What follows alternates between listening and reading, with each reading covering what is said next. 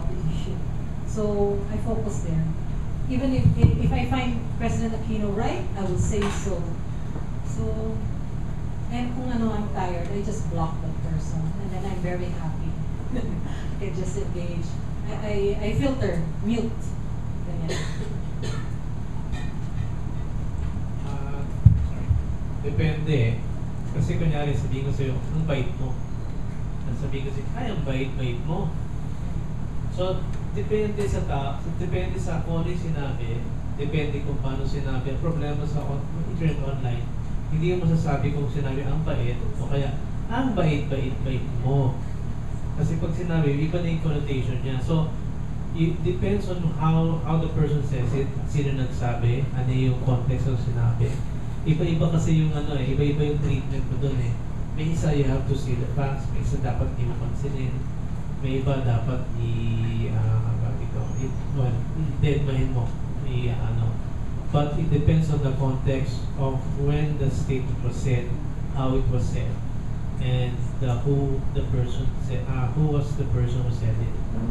You have to kasi walang steady rule dyan eh. Ang steady rule ko lang palagi yan, as for myself, huwag kang mapipikon. But it depends kung ano yung sinabi, paano sinabi, sino nagsabi. There are siguro 4 or 5 ways to answer that. Pero the most basic is answerin mo o deadline mo. I think divide and conquer would be the best way to address this. So you identify the kind of enemy that you're facing, what kind of troll they are. If they are particularly stupid, do not ignore them. Like, make them famous. Like, feature them because they're a good counterpoint for your cause.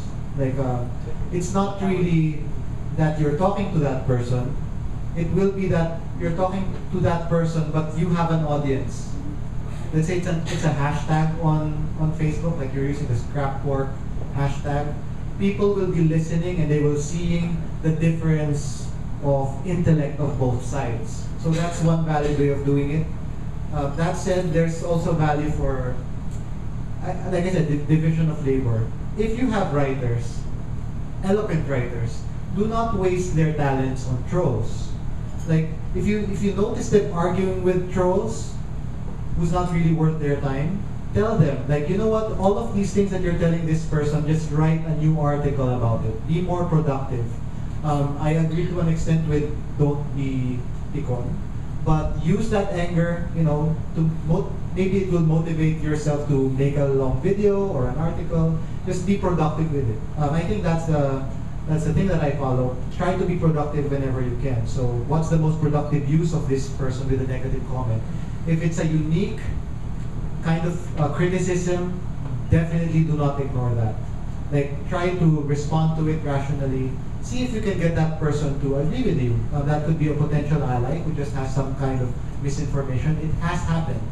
And again, identify the person who would be better off writing the longer articles, and then identify people who like dealing with trolls. We have a set of troll killers in our group, and they have fun. They have a field day, and they even troll the other side, like going in there and actively starting discussions and starting arguments. So again, like, find one person does not have to do everything. There are enough jobs for everyone, and just the function of the leader really is to find the right person for the job.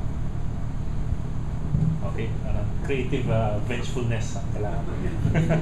In the RH bill, we had the gangsters, trippers, who would really engage with these trolls. Talagang relentless.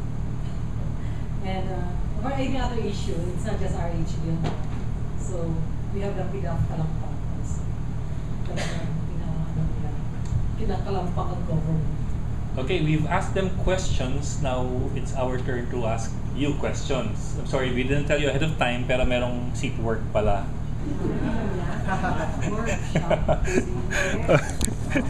Hindi naman. Somebody's distributing pieces of paper or sheets of paper. Yes. Please, baka bigla mag-CR kahit hindi na bumalik ha. So we're carefully watching. We have two questions that we'd like you to respond to. Don't worry, this is not ano.